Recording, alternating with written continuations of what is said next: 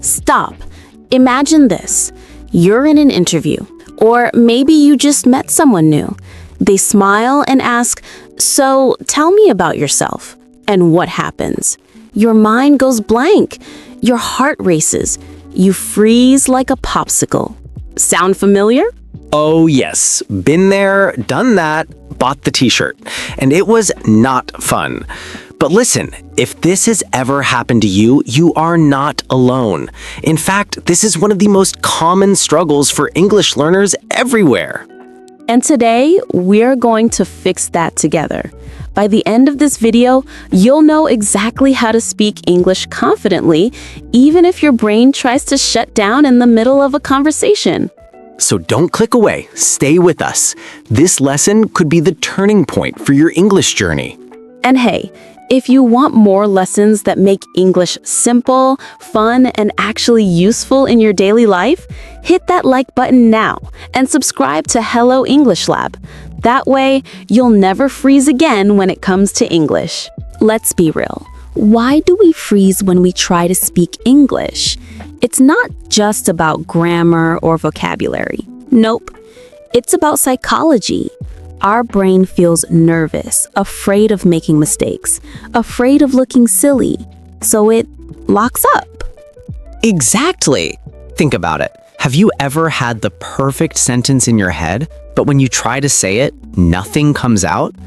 That's your brain protecting you from embarrassment, but in reality, it's stopping you from communicating. And here's the good news. You don't need perfect English to sound confident. You just need strategies.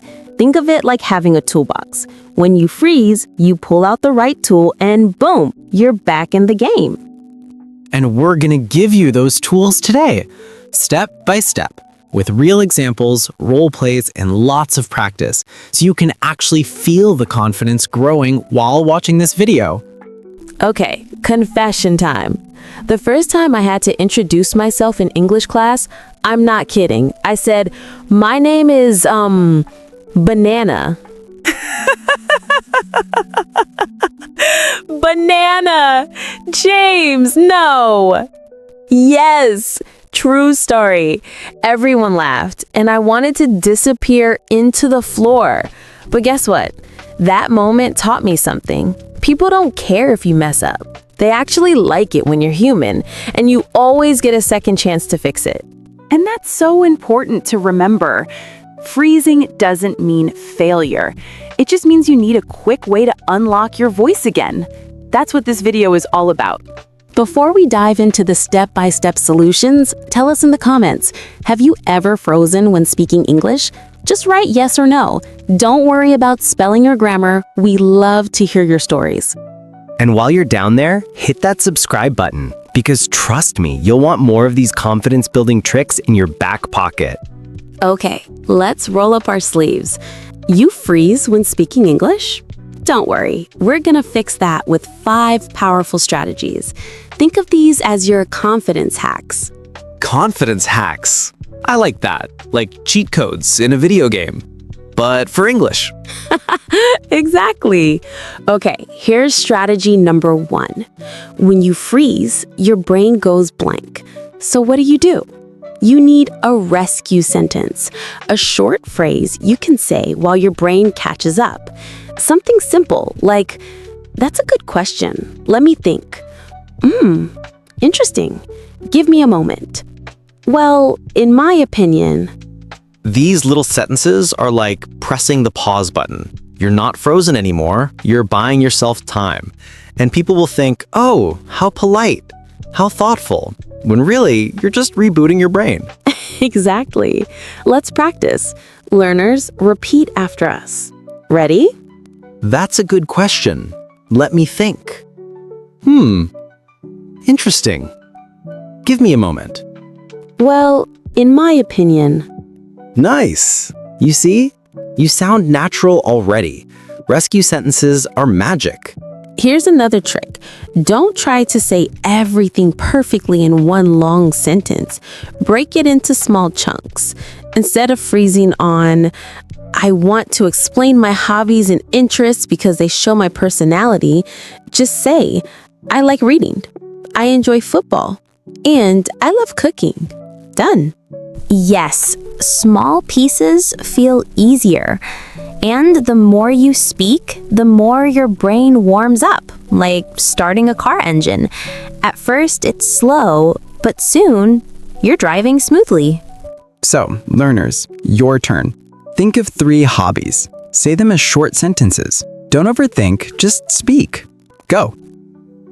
Great job!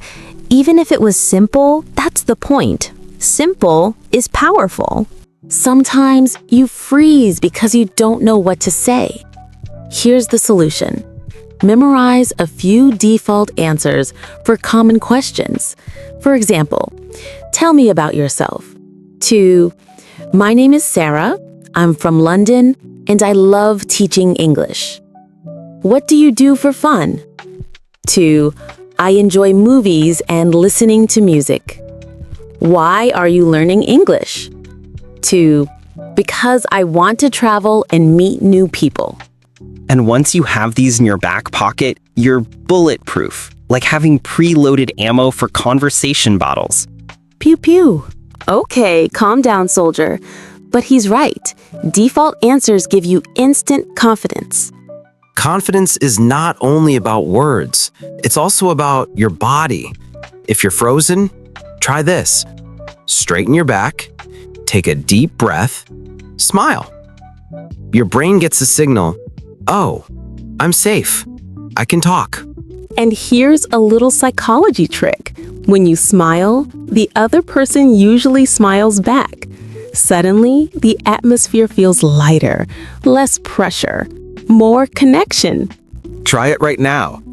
Learners, sit up, smile, and say, I can do this. Ready? Go. Yes! Feel that energy? That's confidence in action. This one might sound strange, but listen, practice freezing on purpose. Ask a friend to ask you a question.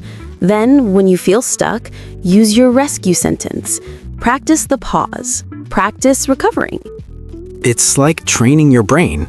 The more you practice on freezing, the less scary it feels. And soon your brain learns, oh, freezing is not the end of some world. I know what to do.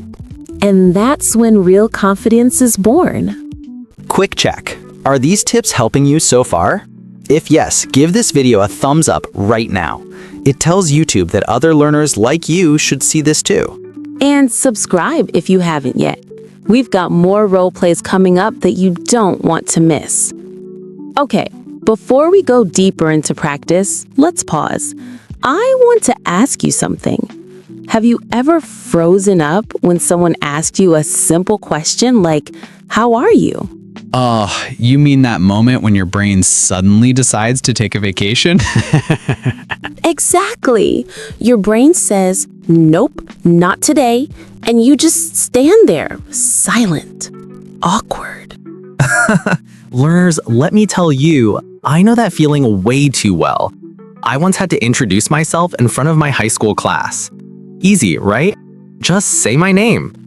But when the teacher said, James, stand up and introduce yourself, I froze, totally blank. My brain whispered, you don't know your name. No way. I swear. My classmates were staring at me, and I just stood there like a statue. Then my teacher said, breathe, James, and suddenly my name came back. But I'll never forget that brain freeze moment. Oh, James, I've got one too.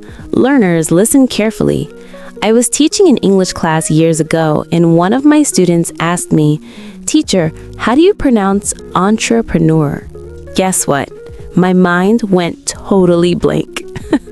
I had taught that word before, but in that moment, freeze. So the teacher froze too. Yes, even teachers freeze. I laughed, admitted it, checked quickly, and then we all learned together. The point is, freezing doesn't mean you're bad at English. It just means your brain is processing under stress. Let's break this down. Why do we freeze? Here's the simple science. When you feel nervous, your brain thinks there's danger. It's called the fight or flight response. But there's also a third one, freeze. Your body wants to protect you, so it shuts down words for a second. Yes, even teachers freeze. I laughed, admitted it, checked quickly, and then we all learned together. The point is, freezing doesn't mean you're bad at English. It just means your brain is processing under stress. Think of it like your brain pressing the pause button, not because you don't know English, but because your body feels stress. Exactly. Imagine a deer on the road. It sees a car's headlights and it freezes. Not because it forgot how to run, but because it's overwhelmed. Learners, your brain works the same way in English conversations. Someone asks you a question, your stress goes up, and boom, pause button. Let's do a quick exercise. Close your eyes if you can. Think of one time you froze in English, maybe at school, work, or talking to a friend. Don't worry, this isn't to make you feel bad.